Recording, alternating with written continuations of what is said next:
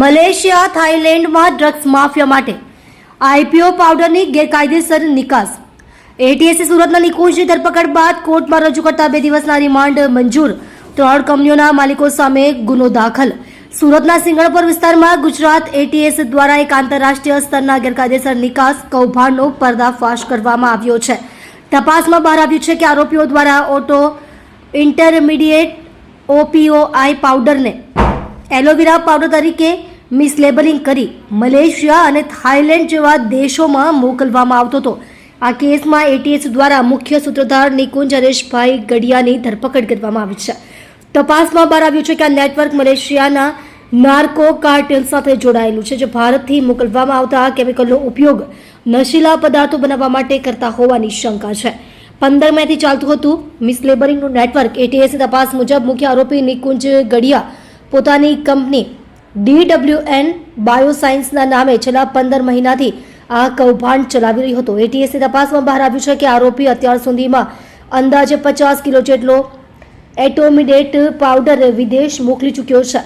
આ પાવડરને સીધો મોકલવાના બદલે તેને એલોવેરા પાવડર, ગિનોપોલ 24 અને કાર્બોમોરના સેમ્પલ તરીકે જાહેર કરવામાં આવતો હતો. મુંબઈ એરપોર્ટ પર કસ્ટમ સમક્ષ ખોટી જાહેરાતો કરી અને બોગસ બિલ બનાવીને માલ બાય એર વિદેશ રવાના કરવામાં આવતો હતો.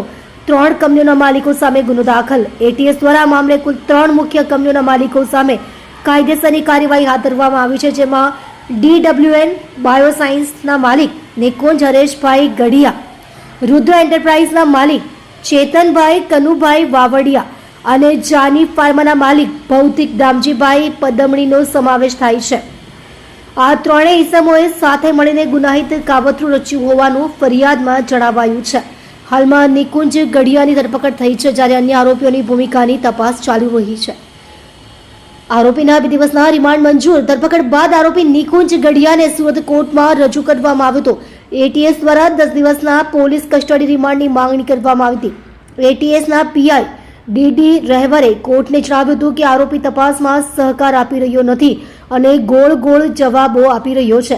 બંને પક્ષોની દલીલો સાંભળ્યા બાદ કોર્ટે આરોપીના મંગળવારે સવારે 11 વાગ્યા સુધીના 2 દિવસના રિમાન્ડ મંજૂર કર્યા છે.